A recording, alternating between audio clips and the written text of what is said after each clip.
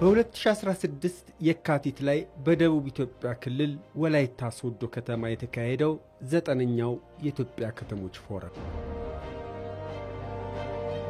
የዘመኑ ከተሞች ለኢትዮጵያ ብልጽግና በሚል መርህ የተስተናበረው ፎረሙ እንደተለመደው የከተሞችን ስራዎችና መገለጫ ማንነታቸውንና ባህላቸውን ጭምር ያገናኘ እርስ በርስ ያስተያየ ያፎካከረና ልምድ ያካፈለ ሆኖ ነበር ያለፈው።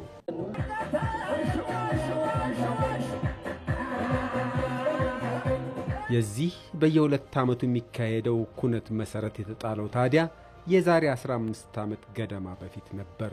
አዲስ አበባ ላይ 2002 የመጀመሪያው በስራና ከተማ ልማት ሚኒስቴር ባለቤት ነው። የመጀመሪያው የሚለው ከዛ ነው የጀመረው እንጂ ፕራክቲካሊ በሌሎች ተቋማት የጀመረው ከዛ ፊልም እንደነገርኩ በ99 ስራና ከተማ ልማት ሚኒስቴርና በዋናነት ጂአይዜድ በተባባሪነት እያዘጋጁት መጡ። የመጀመሪያው አዲስ አበባ ተደረገ። እንግዲህ ከዛ ጀምሮ ነው አሁን 10ኛው የምንለው ከዛ የበፊቱን ሳይቆጥር ነው።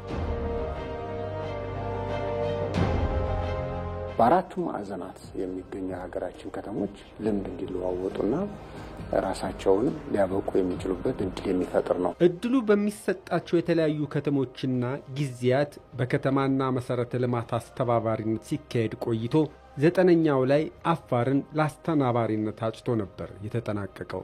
በሰመራ ከተማ በ10ኛው የኢትዮጵያ ከተሞች ፎረም እንገናኛለን። ከኢትዮጵያ ላይ ካሉት ከተሞች ሰመራ ሎጊያ ተመርጣ በ10ኛ ከተሞች ፎረም ለመዘጋጀት በጣም ደስ ብሎናል። እንኳን ደስ አላችሁ እያልኩ ነው የአፋርን ሕዝብ እና የመላው ኢትዮጵያ ሕዝብ።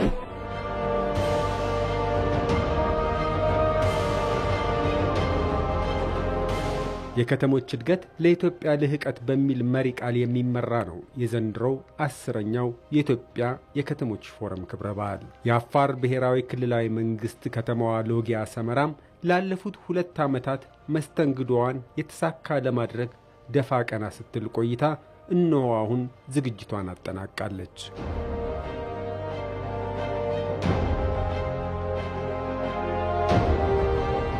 ዛሬ 10ኛው ጋር ስንደርስ ከተሞች እርስ በርሳቸው የሚፎካከሩበት የሚወዳደሩበት ሁለቱንም ባላንስ በማድረግም ጭምር የህትማማችነት የወንድማማችነት ከተሞችም እንዲሆኑ ጭምር ነው የሚፈልገው። ከ150 በላይ ከተሞች ይሳተፋሉ። ከ10 በላይ ደግሞ መንግስታዊ ያልሆኑ ተቋማት በድርጅት ደረጃ በኢንተርፕራይዝ ደረጃ ያሉ በኢንተርፕራይዝ ደረጃ ያሉትም እንዲሁ የሚሳተፉ ናቸው።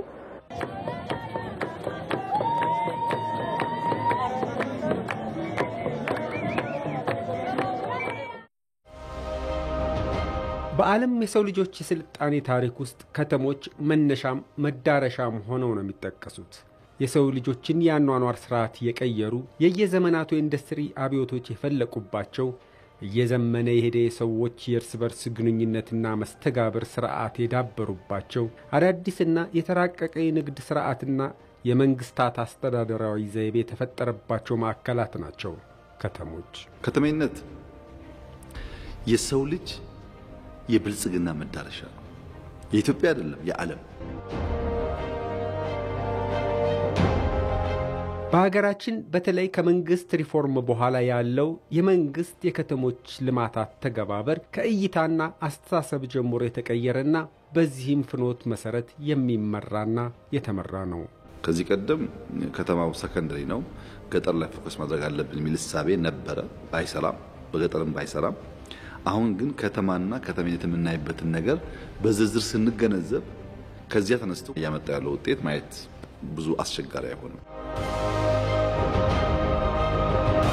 በሪፎርሙ የ10 ዓመቱ መሪ የልማት እቅድ ውስጥ ተካቶ እየተተገበረ የሄደው የመንግስት የከተሞች ልማት በውስጡ በርካታ ጉዳዮችን ያካተተ ቢሆንም በዋናነት የኢትዮጵያ ከተሞች ለነዋሪዎቻቸው የሚመቹ የኢኮኖሚ የፈጠራና የዘመነና የተሳለጠ አገልግሎት መገኛ ማዕከል የሆኑ ዘንድ ግብን ያስቀመጠ ነው።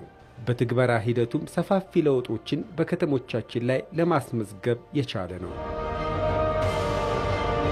የከተሞች እድገት በስማርት ሲቲ ጽንሰ ሐሳብ መሰረት እየተመራ የሚሄድና በዘመናዊው የዲጂታል አሰራር የታገዘ አገልግሎት አሰጣጥንም ሆነ የአኗኗር ዘይቤን ለማስፈን የተሰራው ሥራ በአብይ ስኬትነት ተዘውትሮ የሚጠቀስ ነው። የስማርት ኢንፍራስትራክቸር፣ ስማርት የሆነ ኤንቫይሮንመንት፣ ስማርት ሞቢሊቲ ከከተማ እንቅስቃሴ ጋር የሚያያዝ ስማርት የሆነ ገቨርናንስን ከአስተዳደር ጋር የሚያያዝ በተደራጀ መንገድና በተናጠልም ጭምር የፈጠራ ውጤቶቻቸውን በቀጥታ መሬት ላይ የሚያሳዩ ነው። ከተሞችም ይህንኑ የስማርት ሲቲና የዲጂታል አሰራር ስርዓቶችን በተለያዩ ዘርፎቻቸው በመተግበር ስኬታማ መሆናቸውን ነው የሚገልጹት። በተለይ በማዘጋጃ ቤታዊ ልዩ ልዩ አገልግሎቶች ላይ አገልግሎት አሰጣጥ ለማግኘት የሚመጣ ባለ ጉዳይ የሚገለጽ በባለሙያ የሚገለጽ ባላፊውም የሚገለጽ የተለያዩ ነገሮች ነበሩና ከዚህ አንፃር ለመቅረፍ በዚህም አመት ትልቁ እኛ እንደ አሪፍ ነው ብለን የወሰድነው ወይም ቀይረናል ብለን የምንወስደው የማዘጋጃ ቤታዊ አገልግሎት አሰጣጥን በሶፍትዌር አገልግሎት ወይም በሲስተም የሚሰጥበት አገልግሎት መዘርጋት። ገቢን እንደሚፈለገው ለመሰብሰብ ባለፉት አመታት በተሰበሰበበት መንገድ ሳይሆን አሁን ፍላጎቱ በደረሰበት ኢኮኖሚ ያመነጨውን ገቢ በአግባቡ ምንም ነገር ሳይንጠባጠብ መሰብሰብ ይጠይቃል። ይሄ ማድረግ ደግሞ በማኑዋል ብቻ እየተሰራ የሚፈለገውን ገቢ መሰብሰብ አይቻልም። ስለዚህ በተለይ ባለፈው 2 አመት የሐዋሳ ከተማ የገቢ እድገታችን ስንመለከት እድገቱ ከ40% በላይ እያደገ የመጣበት ሁኔታዎች ቢኖሩም እንኳን ግን ከተማ ላይ ኢኮኖሚ ያመነጨ ያለውን ገቢ አልሰበሰብንም ብለን ደምድመናል። ስለዚህ ምንድነው መደረግ ያለበት? አንደኛና ትልቁ የመጀመሪያ ጉዳይ የሚሆነው አገልግሎት አሰጣጣችንን ቀልጣፋ ህዝቡን እንደሚፈልግ ማድረግ ይጠይቃል። ይሄንን ለማድረግ ደግሞ ዘመን ያመጣውን ቴክኖሎጂን በመጠቀም መሄድ የግድ ስለሆነ መዝገብ ቤት ለገቢ ገንዘብ ቤት ነው። እዛ ያሉ መረጃዎችን በአግባቡ ማደራጀት ይጠይቃል።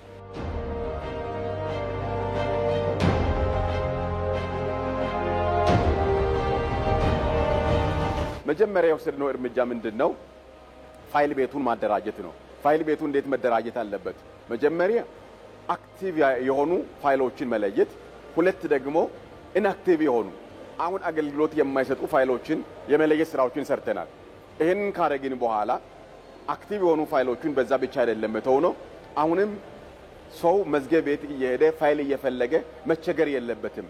ቴክኖሎጂ በቀላሉ ቲን ነምበር ብቻ በመውሰድ አገልግሎቱን አክሰስ ማድረግ መቻል አለበት። ስለዚህ ምን ያደርግን ፋይሎቹን በሙሉ ስካን አድርገን በኔትወርክ አስተሳስረን ድሮ መዝገብ ቤት የሚሄደውን በቀላሉ ከ2000 ደንበኞቻችን በላይ የሚሆኑ በተለይ አመታዊ ንግድ ትርፉን ለመክፈል የሚመጡ ሰዎች ወደ መዝገብ ቤት አይሄዱም።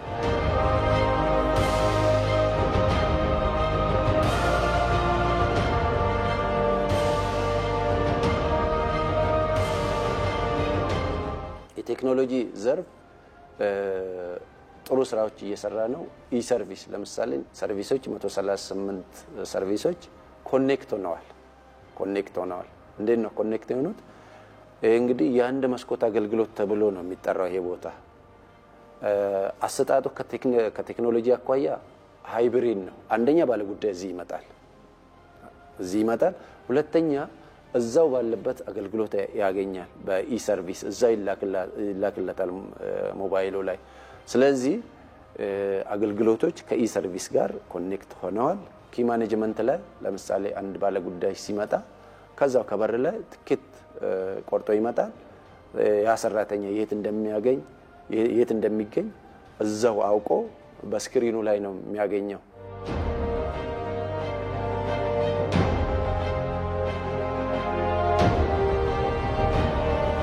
ወደ 138 የሚሆኑ አገልግሎቶች ተለዩ። እነኚህ 138 አገልግሎቶች ካውንተር ኦፊስ ላይ እዚህ እንደምታዩት አደረጃጀቱ በዚህ መልኩ የቤቱ ግንባታ በዚህ ነው የተደራጀው። ፊት ለፊት ሆኖ አገልግሎት የሚሰጡ ሰራተኞች አሉ። ፊት ለፊት ሆኖ አገልግሎት የሚሰጡ አገልግሎት ሰራተኞች 98 ናቸው። ባክ ኦፊስ ላይ በስተጀርባ ደግሞ ሆኖ ለነኚህ ግብአት ሊሆኑ የሚችሉ ለምሳሌ ግንባታ የሚያስፈልግ ከሆነ የግንባታ ቦታ የት ነው፣ የግንባታው ሁኔታ ምን መሆን አለበት ብሎ ከተማ ወርዶ ያንን አረጋግጦ የሚመጡ ባለ ጉዳዮች ከጀርባ የተቀመጡ ያሉ ባክ ኦፊስ ላይ ስለዚህ ወደ 98 እና 27 ሰራተኞች 125 የሚሆኑ በተጨማሪ ደግሞ 6 ቮለንተርስ የሚሆኑ ሰራተኞች ከዩኒቨርሲቲ ውስጥ ግራጁዌት ያደረጉ ከአይቲ ወይ ደግሞ ኢንፎርሜሽን ቴክኖሎጂ ላይ ትልቅ ግብአት ያላቸው አቅም ያላቸው ልጆችን በማሰባሰብ እነሱም ከኛ ጋር እንዲሆኑ መረጃ እንዲሰጡ የሚመጣውን ባለጉዳይ ስክሪን እንዲያደርጉ እንዲለዩ ባለጉዳይ ሲመጣ ምንድነው አሟልቶ መምጣት ያለበት የሚለውን ነገር እዛው እነሱ ጨርሰው ወደዚህ እንዲያመጡ የተደረገበት ሁኔታ አለ።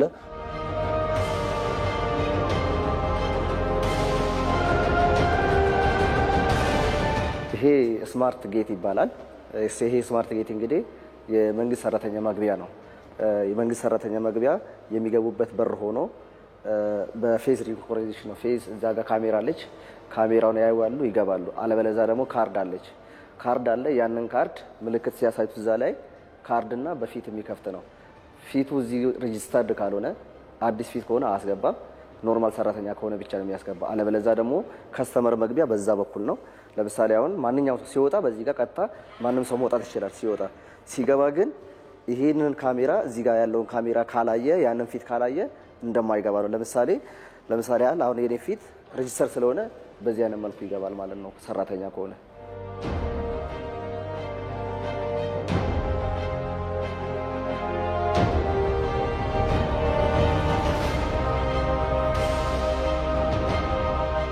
ከመደበኛው የከተሞች አገልግሎት አሰጣጥ ባሻገር ከአገልግሎታቸው ጋር የተያያዙና ፍትሃዊ አገልግሎት ከመስጠት አንጻር ዋጋ ያላቸው እንደ ሰነዶች ማረጋገጫና በፍትህ ቢሮዎች ስር ያሉ መሰል አገልግሎቶችንም የማዘመንና ወደ ዲጂታል የመውሰድ ስራዎች በሰፊው ተሰርተዋል።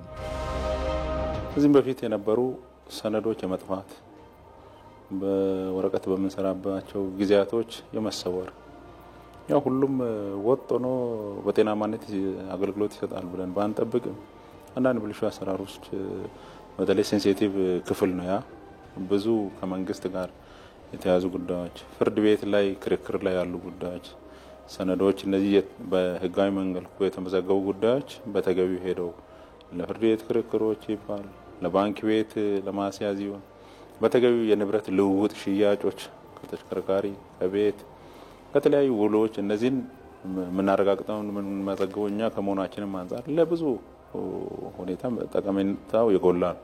ሄደው በማይገባ ቦታ ላይ ስህተት የሚፈጥሩበት ሁኔታ በሚገርም ሁኔታ የዘጋበት ሁኔታ ነው ያለው። ያው እንደሚታወቀው አገልግሎቱ ኢኮኖሚክ ቫልዩ ያላቸው ነገሮችን ትራንዛክት የሚደረግበት ነው። ብዙ ጊዜ ትራንዛክሽኖች ናቸው እዚህ መጥተው የሚያልቁትና ታማነት ከሌለ ያው የትኛውም ትራንዛክሽን ራሱን ችሎ ውጤታማ ሊሆን አይችልም። ሁሉም ነገር በሴፍ በሆነ መንገድ ካልተያዘ ያው የራሱ ሆነ ተጽዕኖ እንዳለው ይታወቃል። ይሄን ለማስቀረት የስማርት ሲቲ ኮንሰፕትን ከመተግበር አንፃር ከያዛቸው ፒላሮች አንዱ ነበር። ይሄ ፒላር ሌሎችም ራሱን ችሎ ማዘጋጃ ቤት ካዳስተርን ጨምሮ ሌሎች ራሳቸው ችሎ የሚሰሩ ስራዎች እንዳለ ሆኖ የፍትህ ስርዓትን ማዘመን ራሱን ችሎ የከተማው አንዱ ፒላር የነበረ ሲሆን ከዛ በኋላ ታማነቱ ኦቨር የጨመረበት ይሄኛውም ደግሞ እኛ ምን መዝንበት የራሳችን የሆነ መንገድ አለን።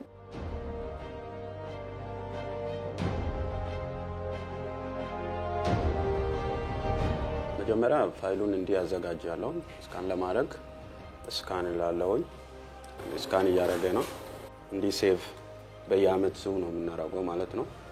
አሁን ይሄ የ2017 ያሳወቀበት እንትን ሰነድ ነውና በዚህ መልክ ገብቷል ማለት ነው።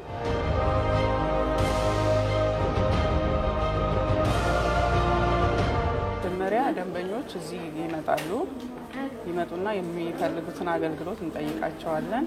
ከዛ በኋላ የሚፈልጉትን አገልግሎት ከነገሩን በኋላ ፒን ነምበራቸውን እንወስድና እያንዳንዱ ፋይል ዶክመንት ተደርጎ ስካን ተደርጎ ተቀምጧል። ፒን ነምበራቸውን እናስገባና መረጃቸውን መጀመሪያ ቼክ እናደርጋለን። ከዛ በኋላ ማንኛውንም ክሊራንስ ሲሆን ማንኛውንም አገልግሎት በሲስተሙ ካጣራን በኋላ አገልግሎቱን እንሰጣቸዋለን ማለት ነው።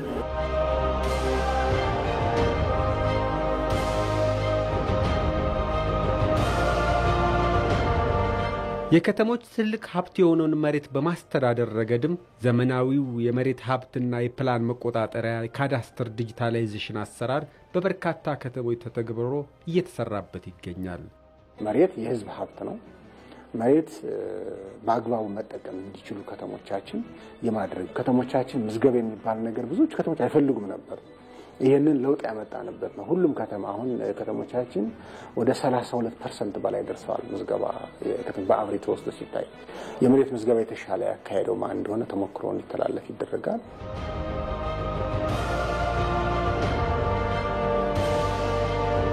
በዲጂታላይዜሽን እና በስማርት ሲቲ ጽንሰ ሐሳብ አንጻር የተተገበሩ ስራዎች ታዲያ የሰለጠነና የተቀላጠፈ አገልግሎት ለመስጠት አስችሎ የተገልጋዮችንም እርካታ እንደፈጠረ ነው የየከተሞቹ የሥራ ኃላፊዎች የሚገልጹት። ከዚህ በፊት ወር የሚመላለስ ሰው አንድ ሰዓት ውስጥ መጥቶ አገልግሎት ካገኘ የሚሰማው ስሜት ይታወቃል። አንዳንዴ ፊድባኮቹንም እንጠይቃለን። እንዴት ነው የነበረው አገልግሎት እንዴት እየሆነ ነው ይነግሩናል። መጥቶ አስተያየትም ይሰጣሉ። ተገልጋዮቻችን በጣም ደስተኞች ናቸው። ነገር ግን አንዳንድ የሚያነሱ ጥያቄዎች አሉ። የቫትና የሥራ ግብር አለ። እሱንም ሙሉ በሙሉ ብታመጡልን የሚል ጥያቄ ነው ያለውና እነዚህን ዲማንዶችን በቀጣይነት እናስተካክላለን። በጀመርነው ጉዳይ ላይ በጣም ደስተኛ ናቸው። እርካታ የከስተመር እርካታ እንዴት ነው የሚለውንም ደግሞ በስክሪን አለ። ዘመናዊ በሆነ ማኑዋል ሳይሆን ወደ 38 አካባቢ የሚሆኑ አገልግሎቶችን ወይ ደግሞ ባለጉዳዮችን አስተናግደናል። ከዚህ ውስጥ ይሄ በሳምፕል ሲወሰድ 98.21% እርካታ አግኝቷል። ስለዚህ ቴክኖሎጂንም ማዕከል ያደረገ ነው።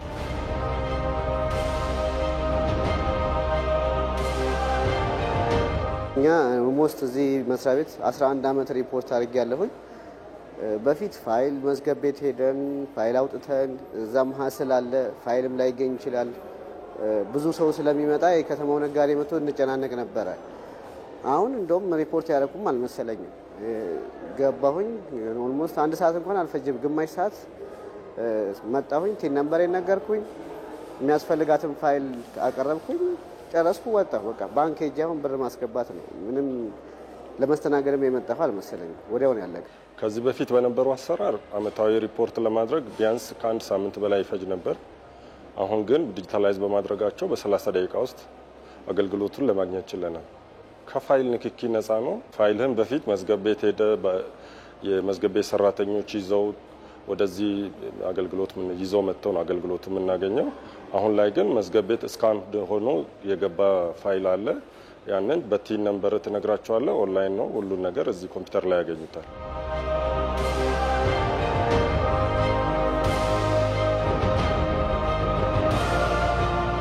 ገዥም ሆነ ሻጭም በየትኛው መንገድ ማጭበርበር እንዳይኖር ባደረገበት ጥረት ጥሩ ነው። አንደኛ ፋይል ድድ ያልሆነ ነገር ሊቃጠልም ይችላል፣ ሊጠፋም ይችላል፣ ፌክ ነገር ሊሰራ ይችላል። እዚህ እኛ ስንሞላ እስከ ፌደራል ድረስ ነው የሚሄደው። በተሰጠን ቁጥር ከ10 ዓመት በኋላም ከ5 ዓመት በኋላም ማግኘት እንችላለን። ማጭበርበርም አይኖርም። ለህብረተሰቡ ያደረገበት መንግስት ያመጣው ለውጥ በዚህ በአዲሱ ሲስተም ጥሩ ነው ብዬ አስባለሁ። በግሌ ተጠቅሜ ያለው አሁን ያለው ሂደት ብዙ ነገር ቀርፈዋል።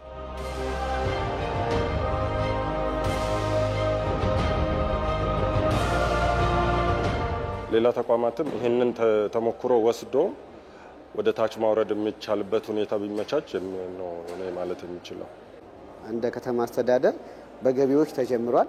ከዛ ማዘጋጃ ሌላ ሲሊዝ ቦታዎችም እንደዚህ በሲስተም ቢሰሩት፣ በተለይ ቼን ብሎክ ቢሆን ቼን ብሎክ ስልህ አንድ ግብር ከፋይ በቲን ነምበሩ ካለ ሁሉም እንትን አንድ ሰርቪስ ላይ ቢሆን በቃ መጥቶ ማዘጋጃውንም ንግዱንም ሁሉንም ከፍሎ የሚሄድበት ነገር ቢኖር ተሻለ ይሆናል ብዬ አስባለሁ።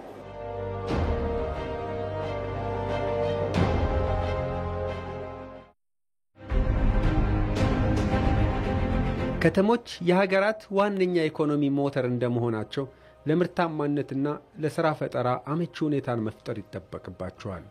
አዳዲስ የሥራ ዕድሎችን በመፍጠርና የሥራ ፈጠራ ሐሳቦችን በማበረታታት እንዲሁም በዘርፉ ያሉ የዓለም ልምዶችን ጭምር በመቅሰም የኢኮኖሚ አቅማቸውን የማሳደግ ሥራ ይሰራሉ። የምን ውጤት ነው ይሄ ድርጅት እንዲቋቋም ያደረገው ስንል ያው የለውጡ መንግስት በተለየ አካሄድ ባልተለመደ አካሄድ ተኬዶ የዚህን ሀገር እድገት ልማቶችን ማፍጠን አለብን ከሚለው የኢንተርፕሬነር ገቨርንመንት ከሚለው ኮንሰፕት ተነስቶ የመጣ ድርጅት ነው። ሀገር አቀፍና ዓለም አቀፍ ምሳሌዎችን ወይም ደግሞ ቤንችማርኮችን መሰረት ጥናት ተደርጎ ተቀምሮ የተቋቋመ ድርጅት ነው።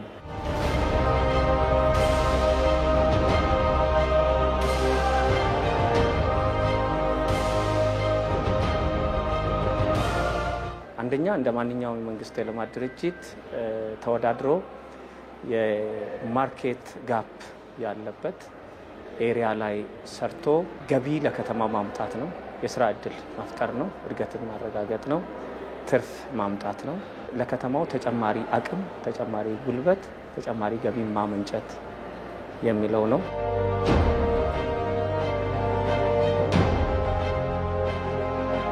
ከተሞች ክፍተት ባለበት መስክ ሥራ ፈጥረውና ገቢ አመንጭተው የልማታቸው አጋዥ የሆኑ የኢንቨስትመንት ተቋማትን ከማቋቋም ባሻገር አነስተኛ የኢንዱስትሪና የሥራ ፈጠራ ተቋማትን አስፍቶ የማሳደግና የማበረታታት ኃላፊነትም አለባቸው። በዚህም በተለይ ለወጣቶች ሰፊ የሥራ ዕድልን መፍጠር ተልዕኳቸው ነው። የተመሰረተ በ2015 ነው። የመሰረትነው ሰዎቹ 7 ነን። ማይክሮ ነው ስራ ወጣቶች ነው የመሰረትነው። ራሳችን መስርተን አሁን በስራችን ወደ 31 ሰራተኞች አሉ። 2014 ግን ያው በልማት ባንክ ነው ማሽን ያመጣ ነው። ፕሮሰስ ነበረው። በዛ ምክንያት ይቆያል። ከውጭ ከቻይና ድረስ ማሽን እስኪመጣ ምናምን ነገር ጊዜ መጠበቅ አለብን። እንደዛ አይነት ነገር ነበረ። ነገር ግን ይሄ ሁሉ ስናደርግ የግዴታ ልማት ባንክ ጋር ስትሄድ የራስ የሆነ መጋዘን ወይም ደግሞ መስሪያ ቦታ ሊኖር ይገባል።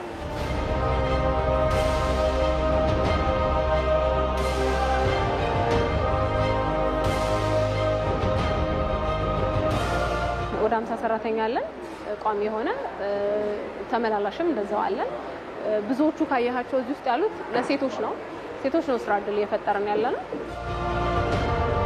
እንግዲህ በተለይ በሶስቱ ኢንተርፕራይሶች ኮንስትራክሽን፣ አግሮ እና ኢንተግሬትድ ኢንተርፕራይዝ በጣም አመርቂ ውጤቶችን አሳይተናል። ኮንስትራክሽንን ከጠቀስን ከ120 በላይ ፕሮጀክቶችን ከከተማው አስተዳደር ተቀብለን ከ118 በላይ የኮሪደር ፌዝ 1ን ጨምሮ ጨርሰን አስመርቀን ለህዝብ አገልግሎት አስረክበን ለከተማ አስተዳደሩ ለህዝብ አገልግሎት የሚውሉት አስረክበናል።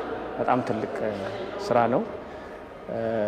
እንደምታየው የሜጋ ፕሮጀክቶችን ከጠቀስን የሁለቱንም ፌዝ የአዳማ ኮሪደር ልማት እንግዲህ እንደ ኮንትራክተር ሆኖ ፌዝ 1ን ጨርሰናል። ለህዝብ አገልግሎት ሆኗል። ይሄ ድርጅት ነው የሰራው።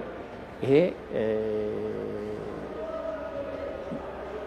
በጣም ትልቅ ስኬት ነው ማለት ነው። ከዚህ ድርጅት ለዚህ ድርጅት ለከተማው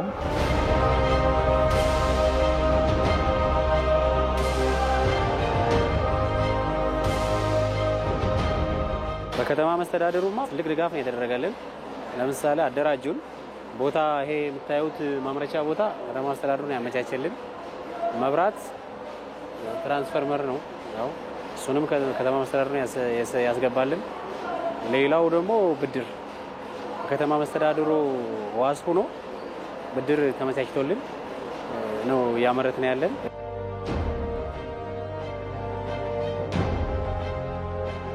የክልሉ መንግስት ደግሞ ምን ያደረገልን ይሄን የሚያክል የተሟላ ሼድ ሰጥቶናል። ትራንስፎርመር 3 ፌዝ ያለው መብራት አስገብቶልናል። ውሃ የተመቸ ቦታ ሰጥቶናል። እሱን አድርጎልናል። ከዚህ ባለፈ ደግሞ ከስንቄ ባንክ ጋር ኮላቦሬት አድርገን በክልሉ መንግስት ኮላተራልነት ፍሪ የሆነ ዊዛውት ኮላተራል ብድር እንድናገኝ አስደርገውናል።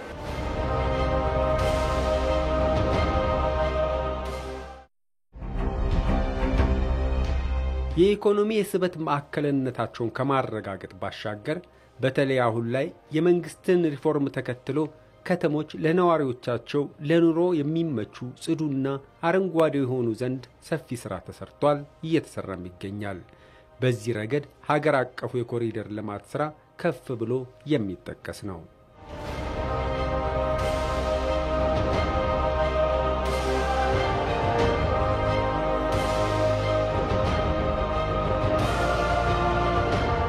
የከተሞችን ገጽታ ከመቀየር ከማስዋብ ባሻገር የመሰረተ ልማት አውታሮችን አቀናጅቶ በመምራትና የስማርት ሲቲ ሐሳብን በመተግበር ረገድ የኮሪደርና የወንዝ ዳርቻ ልማት ሌላው የሚታይ ውጤት ያመጣ ተሞክሮ ሆኗል። ወትሮ ላይን የማይማርክ ለጤና ጠንቅ የሆኑ ገጽታዎችን ቀይሮ ጤናና የመንፈስ እርካታ ለነዋሪዎች አጎናጽፏል።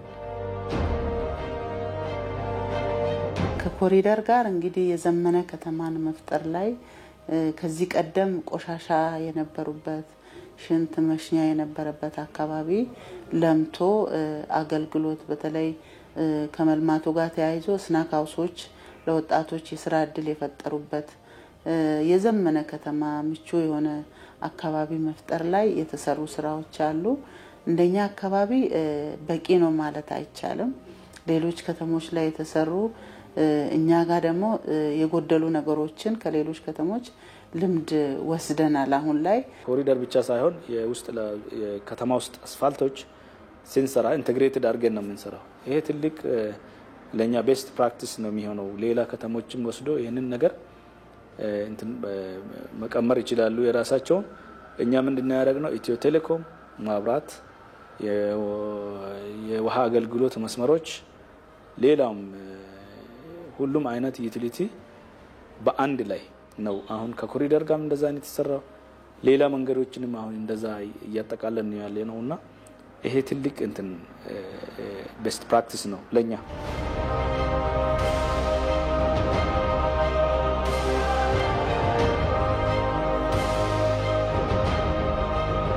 አሁን እኛ የምንገኝበት ቦታ እየተሰራ ያለው ፕሮጀክት ላንድ ፊል ይባላል።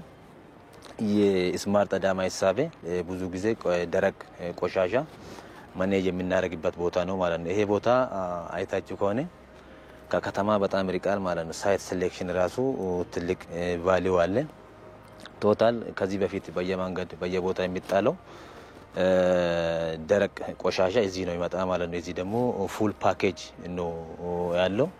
እዚሁ የሚመጣው ደረቅ ቆሻሻ እዚህ ደግሞ የማጣሪያ ቦታም አለ ማለት ነው።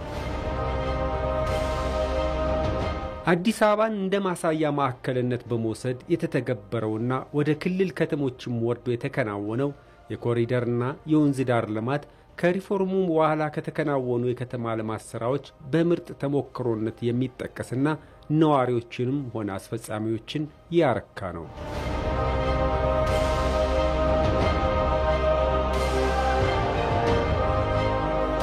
ከተሞች ያላቸውን የገቢ ምንጭ ለይቶ አውቆና የግብር መሰረታቸውን በማስፋት ብሎም የገቢ አሰባሰብ አሰራራቸውን በማዘመን በራስ ገቢ የመልማት አቅማቸውን ማሳደግ ሌላው ከተሞች የተቀመጠላቸው የልማት አንዱ ግብ ነው።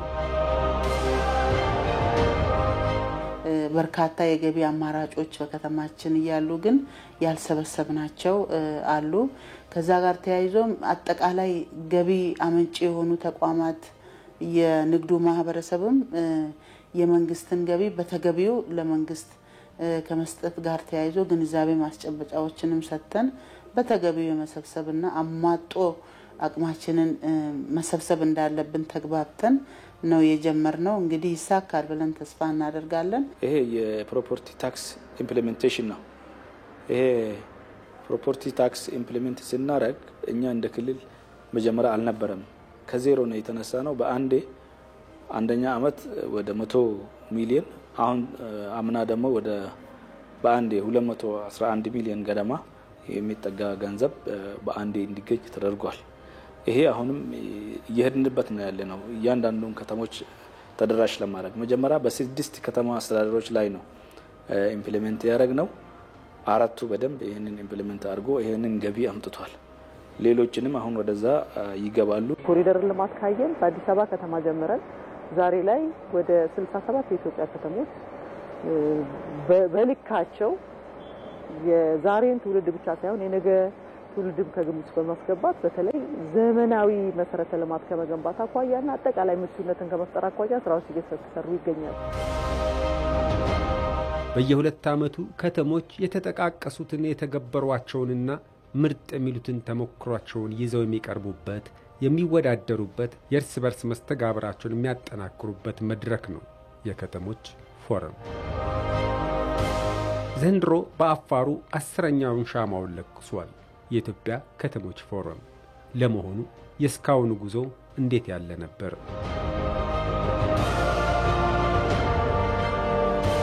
የእነዚህ መድረኮች አስፈላጊነት ምንድነው?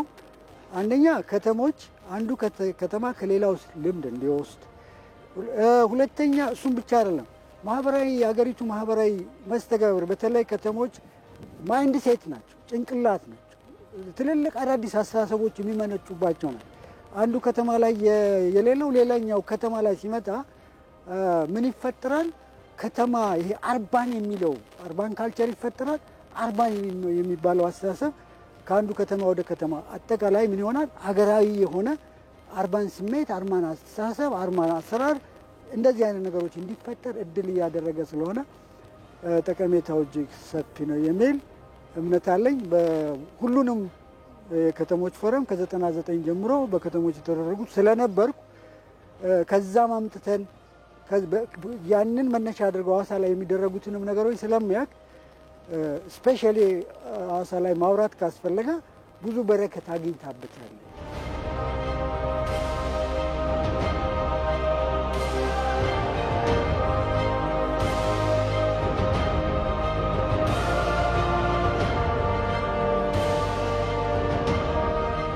የከተሞች ፎረም አሁን ኮንተንት በየአመቱ ከተሞች ይዘው ከሚቀርቧቸው ነው የሚቀረጸው።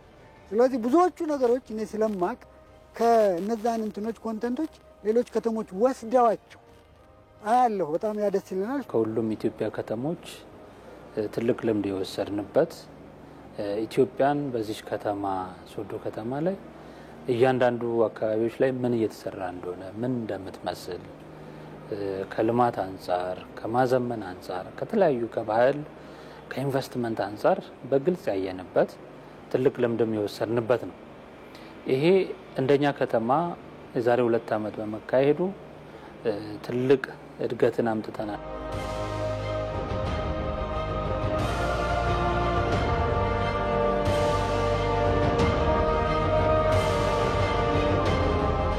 ወደ 2532 ገደማ ከተሞች አሉ። ይሄ ማለት ከትናንሽ ከተሞች ጀምሮ ማለት ነው እንደ ኢትዮጵያ። ይሄ ሁነት በራሱ እንግዲህ ከተሞቻቸው የራሳቸው ማንነት ያላቸው ስለሆነ ከተሜነት የጋራ እሴትና የጋራ ፍላጎት የሚንጸባረቅበት አካባቢ ስለሆነ ስለዚህ ከተሞች የመሰባሰብ፣ የመደጋገፍ፣ የመተባበር ብቻም አይደለም እንዲሁ ደግሞ የመፎካከርም እንግዲህ ፕላትፎርም እየሆነ እያገለገለ መጥቷል። 10ኛውን የኢትዮጵያ ከተሞች ፎረም የተሳካ ለማድረግ አስተናባሪው የአፋር ብሔራዊ ክልላዊ መንግስት ዝግጅቱን አጠናቋል።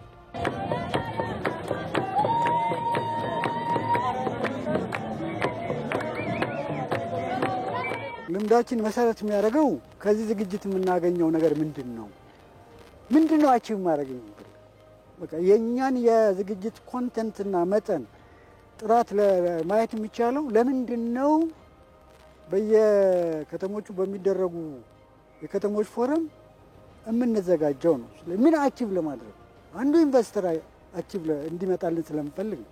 ሁለተኛው ቱሪስት እንዲመጣልን ስለምንፈልግ ነው። ሶስተኛው ከኛ ከተሞች ልምድ እንዲወስዱ ስለምንፈልግ ነው። አራተኛው እኛ ከሌሎች ልምድ መውሰድ ስለምንፈልግ ነው። ስለዚህ የኛ ዝግጅት ኮንተንት የኛ ዝግጅት መጠን የሚለካው በዚህ ልክ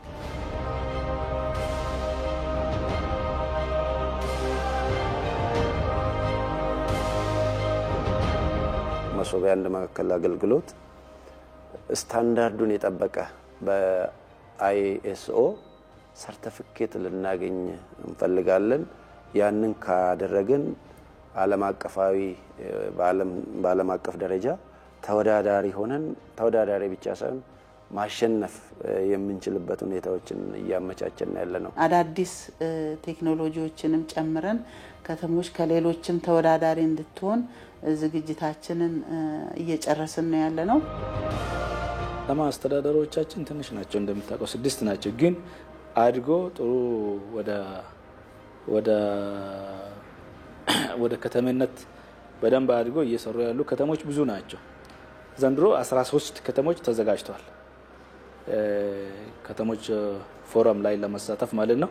እነዚህ ከተሞች በተለይ 6ቱ መጀመሪያ የከተማ አስተዳደር የነበሩ ከተሞች በተለይ እነሱ የራሳቸውን ታሌንት የሚያሳዩበት ልምዳቸውን የሚያሳዩበት ኤግዚቢሽን የሚያደርጉት ሁሉ አዘጋጅቶ አጠናቋል።